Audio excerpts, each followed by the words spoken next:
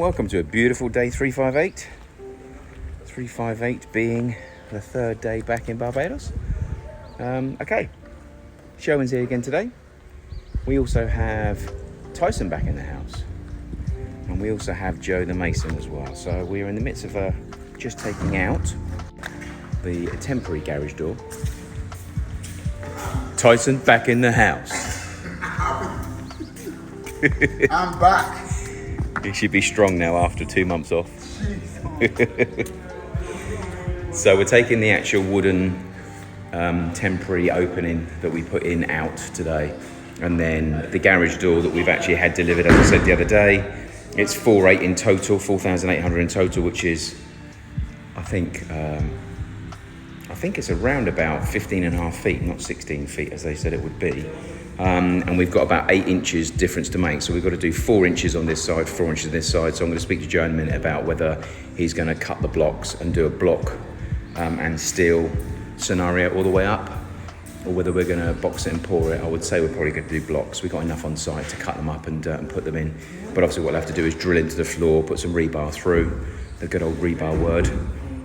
If we've got some moss flow, get some moss flow on the steel, if we've got any steel that is.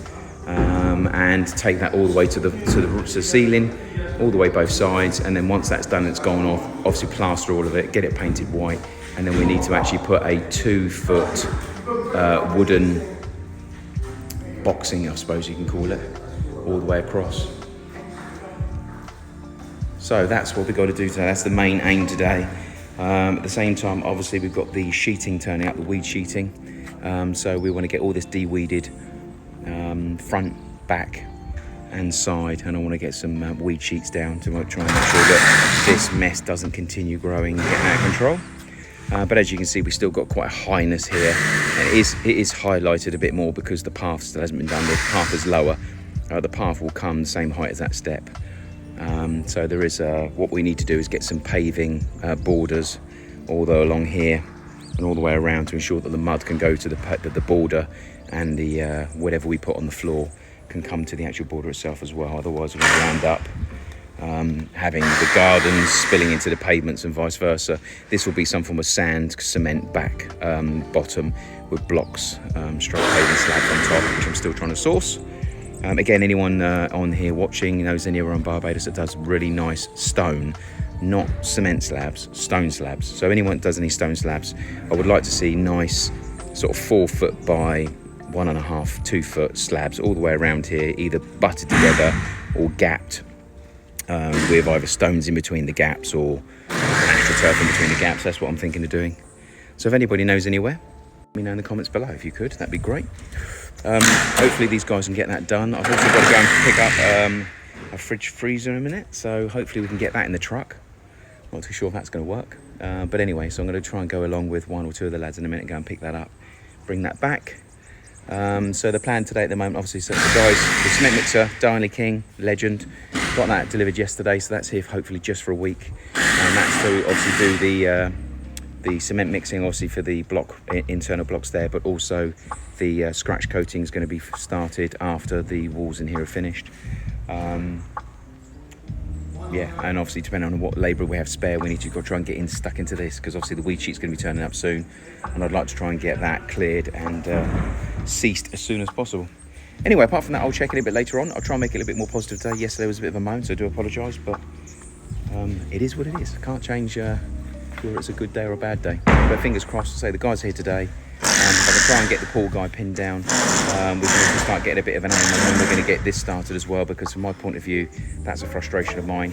And either way, none of it can happen until the plumber and the electrician, hopefully going to come today, can actually get into the pump room and start getting the start getting the actual ventilation put into that, the electric sorted, so we can actually install the pump. Also, if anyone knows on the island where there's any submersible pumps available, we normally buy from safety supplies, but they don't have the submersible pump. We've got this bloody great one in there, which we might use if we can't find the submersible one. But all I want is a submersible pump to be put into the irrigation tank, and then it's just one hole, connect up, done.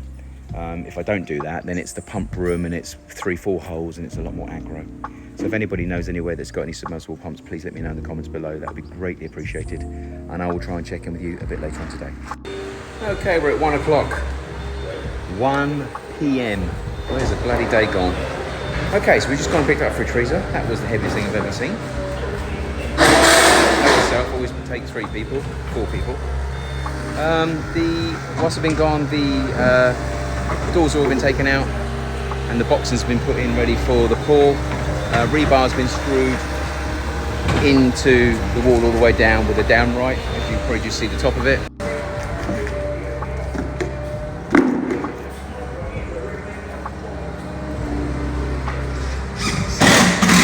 It's a greater look actually. Get out there and show you.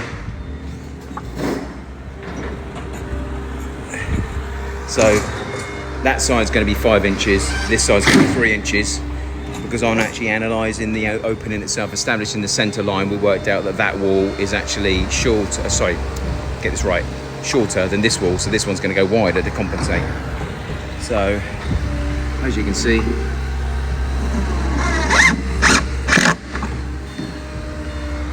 so only downside is a lot of that blue is tape. So that tape's not going to actually cause any issues. So the rebars had Osfo put onto it, which is the rust treatment.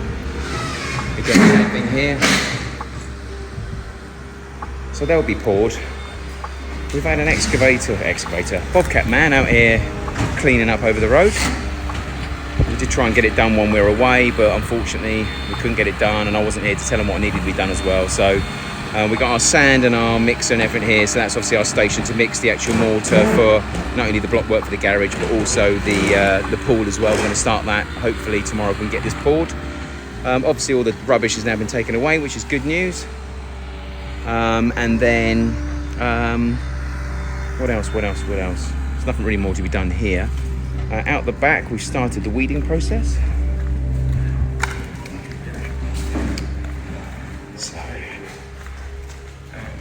So weeding has commenced. A bit more weeding going on here. Me and Tyson went and got obviously the fridge freezer, and this pipe is going up onto the roof because we're actually trying to analyse where the leak is coming from into the 4th bedroom. It's either coming from the gutter itself or it's coming from the concrete in around the gutter. The plumber seems to feel that it's definitely coming from the roof itself. So he's put water down the pipe, no leak. He's put water on the roof, which is then leaking. So either it's leaking on the roof or around the gutter, but he seems to feel, he's 99% sure it's not leaking through the gutter pipe itself. So we're gonna have to test the living hell out of that tomorrow to make sure that's definitely the case. Here has all been well treated, waiting for the plaster. Again, it'll be scratch coated. But as you can see from where we've broken off, there's 2 depths. 1, 2, that should be at least 3. So it was put on far too thick in the first place, but also they didn't decontaminate properly, and as a result they plastered too quick and too thick. So fingers crossed that will sort that out, and then obviously the next stage is going to be getting the whole thing plastered with the blue, which I can't wait for, because obviously that is then the first stage of us getting things done. The electrician and plumber haven't actually done anything more on the pump room, unfortunately. So again, like I said to you guys yesterday, anybody's got any ideas where I can source some louver windows, about 18 inches, 20 inches, 24 inches, 1.5 to 2 foot in square. I want to try and drill 2 square holes in the side of the pump room to try and enable the air to come through and make it breathe. And then the downside to that is you do let salt air into the room. So it's a catch-22. You either want it to rot through salt or rot through condensation. Either way, anything in there is going to rot. So we have a pool pump, which is bloody expensive. That's going to rot. And we have a pump that goes for the irrigation that's going to have to go in there. That's going to rot. And let me show you that, by the way. So I said to you earlier on that I wanted to try and find a submersible pump. That's the one I was actually aiming for. But instead I've come back and found this is the pump that they've suggested.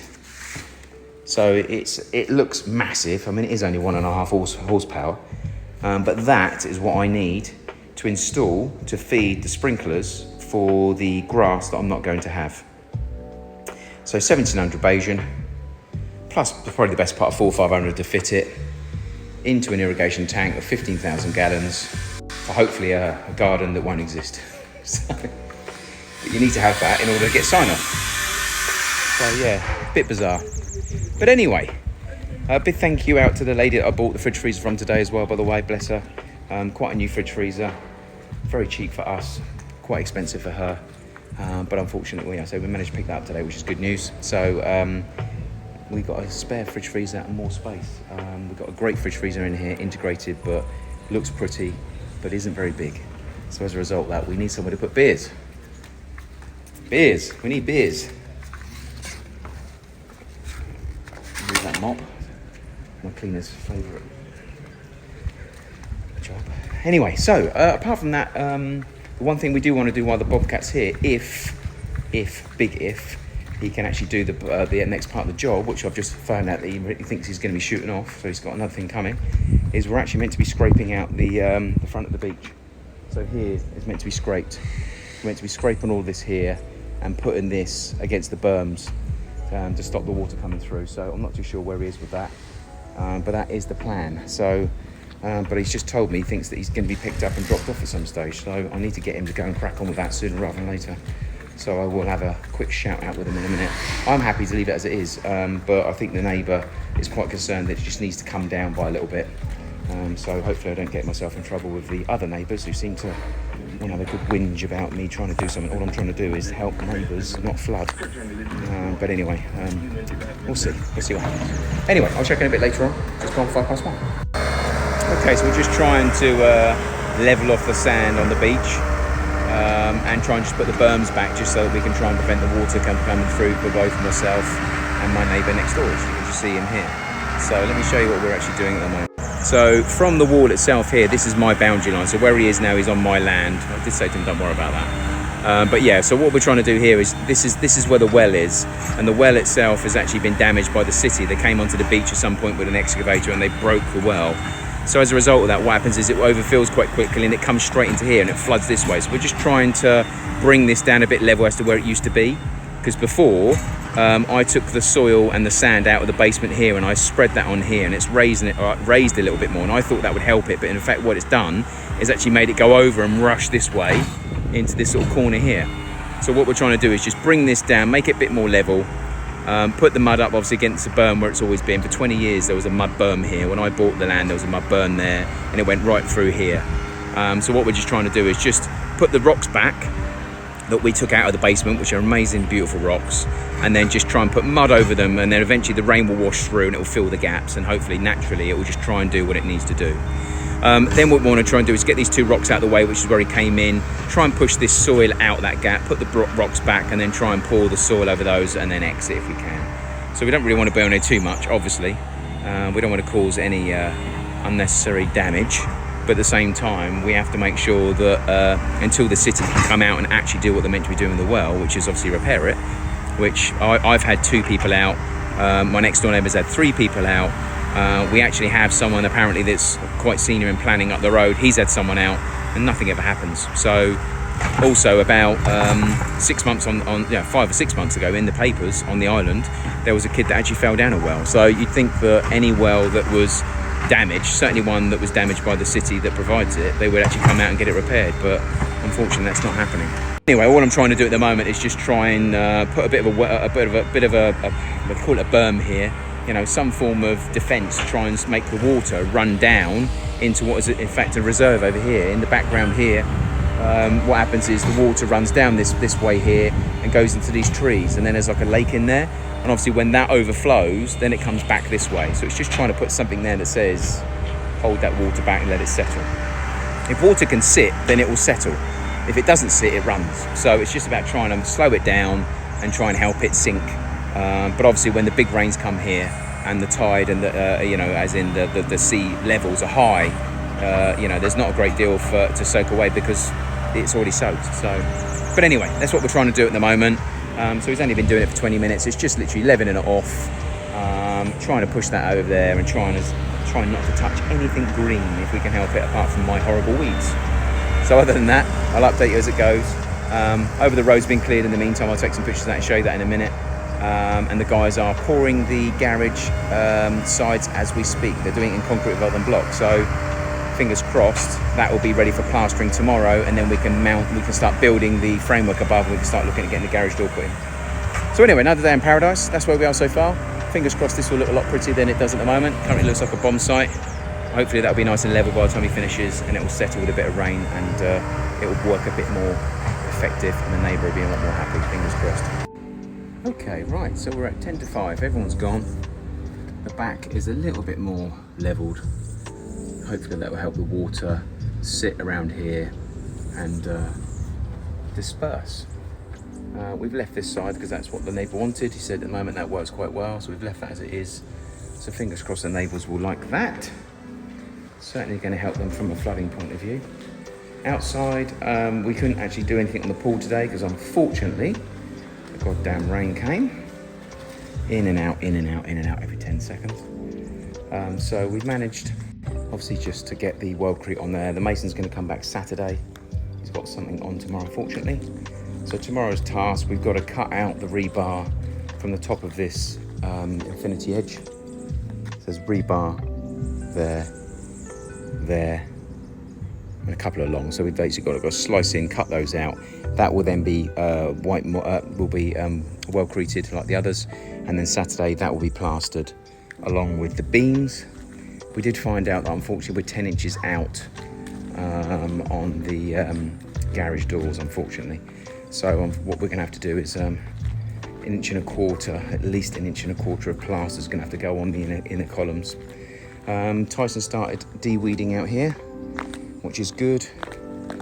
There's obviously the first start of the weeding process taking place here. Sorry about that. So yeah, that's being weeded as we speak. And then around here, I'll show you very quickly the boxing.